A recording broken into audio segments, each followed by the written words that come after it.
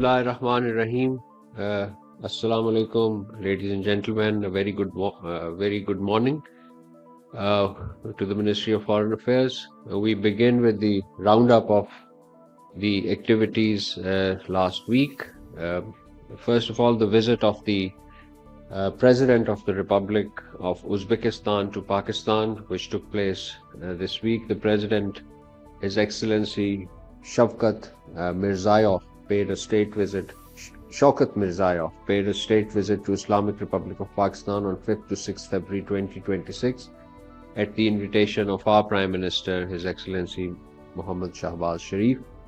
This is the second visit of Shaukat Mirziyoyev to Pakistan, which reflects a very positive upward trajectory of Pak-Uzbek bilateral relations and the brotherly ties between our two countries, rooted in common history, faith, and aspirations for peace and prosperity in Central and South Asia. During his stay in Islamabad, His Excellency the Uzbek President met with our President and held delegation-level talks with the Prime Minister and addressed the Pakistan-Uzbekistan Business Forum. The Deputy Prime Minister, Foreign Minister, Senator Muhammad Ishaq Dar also called on the President of the Republic of Uzbekistan. The two nations signed a joint declaration on the outcomes of the state visit, and I'm sure that you must have seen the declaration. It's available on our portals. Our leadership held very comprehensive, in-depth discussions covering full spectrum of the bilateral relations. This was, of course, in the follow-up of the Prime Minister's visit to Uzbekistan in February last year, and also in the context of the inaugural meeting that was held of the High-Level Strategic Cooperation Council, aimed at providing top-level oversight of bilateral cooperation. Both sides reiterated their commitment to implementing previously signed agreements and roadmaps. Economic cooperation was a key focus. The leadership affirmed their goal of increasing bilateral trade to $2 billion by 2029, expanding the preferential trade agreement, finalizing a bilateral investment treaty, and enhancing collaboration in sectors such as pharmaceuticals, textiles, agriculture, mineral and engineering. They agreed to establish joint industrial zones and hold the first inaugural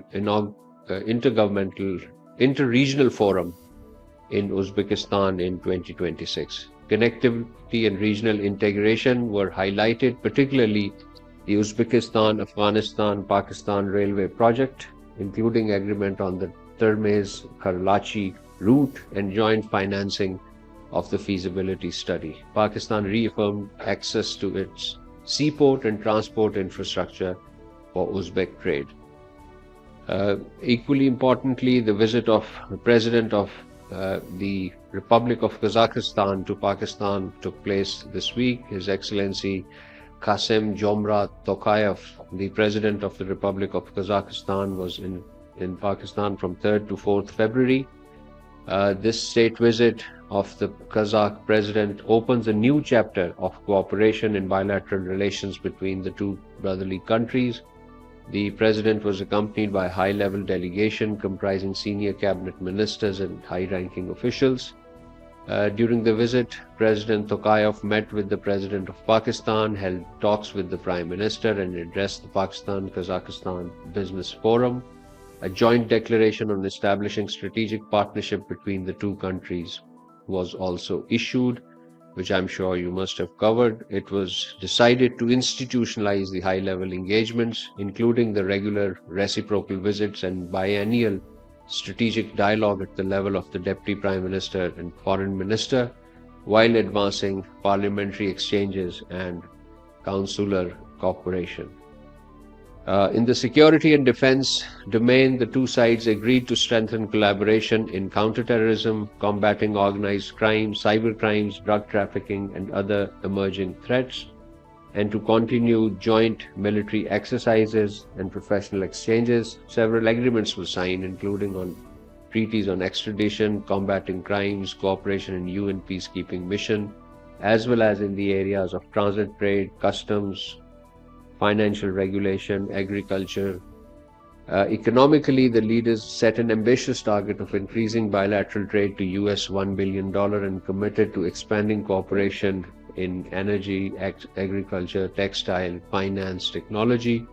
The two countries also underscored the importance of transport and regional connectivity, supporting multi-modal corridors linking Central and South Asia, including Trans-Afghan Railway Initiative, and agreed to explore the resumption of direct flights. They agreed that a peaceful settlement of Jammu and Kashmir dispute in accordance with the relevant UN Security Council resolutions. The visit concluded with mutual invitations for future high-level exchanges, signaling a new chapter in Pak-Kazakh relations. The Deputy Prime Minister, Foreign Minister, Senator Mohammad Ishaq Dar had held diverse engagements during this period. First, he received the representative of the President of Azerbaijan on special assignment, His Excellency Mr. Khalafov.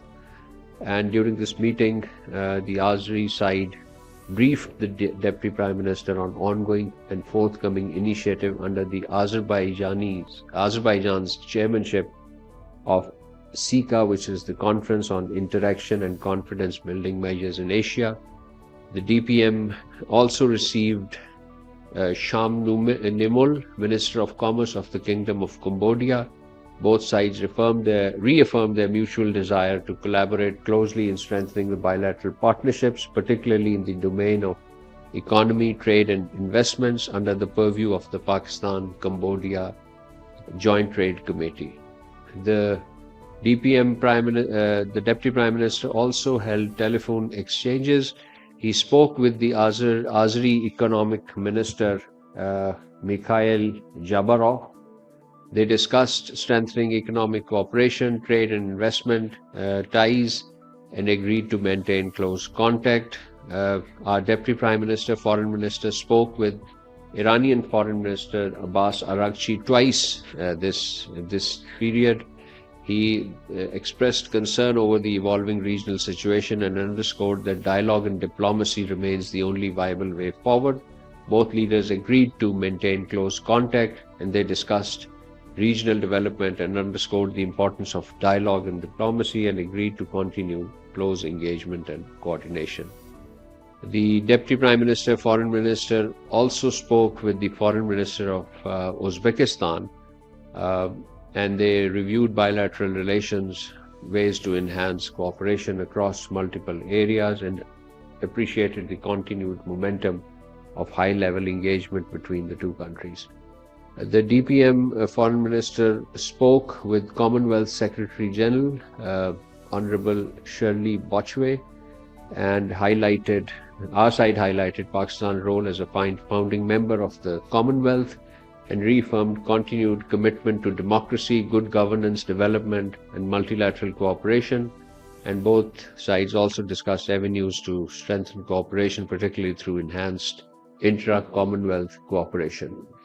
The Deputy Prime Minister, Foreign Minister received a phone call from the Foreign Minister of Azerbaijan, Ceyhun Bayramov. Foreign Minister Bayramov conveyed condolences for the victims of Islamabad terrorist attacks.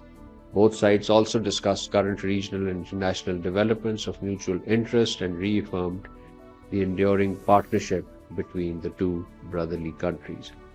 Our Deputy Prime Minister, Foreign Minister also spoke with the Turkish Foreign Minister twice during this period, Foreign Minister Hakan Fidan. Both leaders also exchanged views on bilateral relations, matters of mutual interest, regional and international developments, and agreed to remain in close cooperation. So this was the sum up of the key international diplomatic engagement of our Deputy Prime Minister. Ladies and gentlemen, this week we also notified the revised control list under the Pakistan Strategic Export Controls, the Strategic Export Control Act 2004. And as you know, this export control relates to strategic export controls on goods, technologies, material and equipment related to nuclear and biological weapons and their delivery systems. So this updated national control list uh, is an obligation that we have been undertaking, and this was this was the sixth review since inception of SICA 2004, and the updated list is available on the website. It was first issued in 2005 and was subsequently reviewed in 2011, 15, 16, 18, and 2022. So this latest update ensures the continued harmonization of Pakistan's strategic export controls with the lists that are maintained by the Nuclear Suppliers Group, the NSG, the Missile Technology Control Regime, MTCR, and the Australia Group, which relates to chemicals. This notification underscores Pakistan's resolve to further strengthen its export control regime and reaffirms its role as a responsible technology holder state, firmly committed to the objectives of non-proliferation and fulfillment of our international obligation in this regard. This week, ladies and gentlemen, the sixth round of Pakistan-Canada bilateral political consultations also took place. On behalf of Pakistan, Ambassador Nabil Munir, Special Secretary, United Nations, and Director General Americas, Mr. Amir Khan, participated, while the Canadian side was represented by Ambassador Weldon Epp, Assistant Deputy Minister for Global Affairs Canada and High Commissioner of Canada in Islamabad, His Excellency Mr. Tariq Ali. Recognizing the significant untapped potential in the relationship, both sides expressed their readiness to improve the implementation of existing agreements and identified new avenues for cooperation, particularly strengthening trade and economic cooperation, including greater support to business communities, facilitation of trade delegations, and enhanced institutional linkages. The two sides also exchanged views on evolving global and regional environment and discussed key multilateral issues of mutual interest. Both sides agreed to maintain regular consultations and expressed confidence that sustained engagement would lead to new progress. This week, ladies and gentlemen, you must have seen the two joint statements issued by 8 Islamic foreign ministers, that is the foreign ministers of Pakistan, Egypt, Indonesia, Jordan, Qatar, Saudi Arabia, Turkey, UAE. So the two statements, first one condemned Israeli repeated violation of ceasefire in Gaza, and the other one was on the alleged Israeli actions in the occupied West Bank.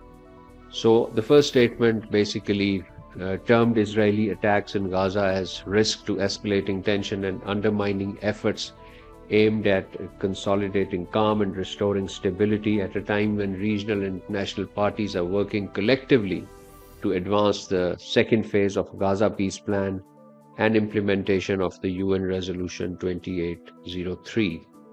And in the second statement, ladies and gentlemen, the foreign ministers condemned Israeli decisions and measures aimed at imposing unlawful Israeli sovereignty, entrenching settlement activity, and enforcing a new and illegal administrative reality in the occupied West Bank, thereby accelerating attempts at its illegal annexation and displacement of the people of Palestine.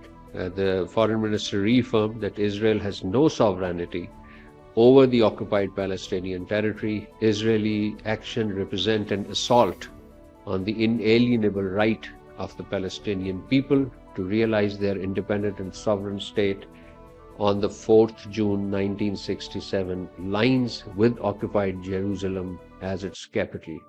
Such actions by Israel undermine the ongoing efforts of peace and stability. This week, Pakistan also hosted the informal retreat of D8 commissioners on 5th and 6th February in Lahore.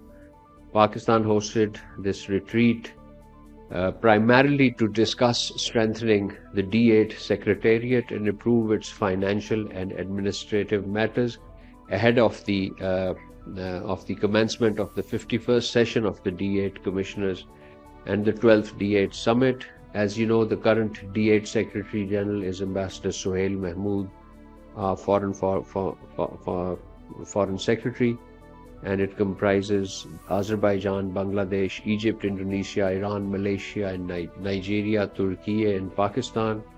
So Pakistan attaches a lot of importance to D8 process and would remain engaged with it. And finally, ladies and gentlemen, two important visits to Islamabad. First was the Director General UNESCO, Dr. Khalid Al-Enani. Director General arrived in Islamabad on an official visit. He called on the Prime Minister and held meeting with the senior government officials to discuss strengthening our strategic cooperation between Pakistan with UNESCO. And this was the very first visit of Dr. Al-Enani to any country since his election as the new Director General of UNESCO in November 2025. The second visit is that of the investment. The second important visit this week was the visit of Minister for Investment and Downstream Industry of Indonesia, as well as the Chief Executive Office of Danantara, His Excellency Mr. Rozan Roslani. The Minister for Investment from Indonesia visited here from 9th to 10th February. This was at the invitation of our Deputy Prime Minister and Foreign Minister, and during the visit he called on the Prime Minister and as well as the Deputy Prime Minister. The visit underscored the shared resolve of Pakistan and Indonesia to elevate economic engagement and translate leadership-level initiatives into tangible outcomes. So this concludes my opening remarks, ladies and gentlemen.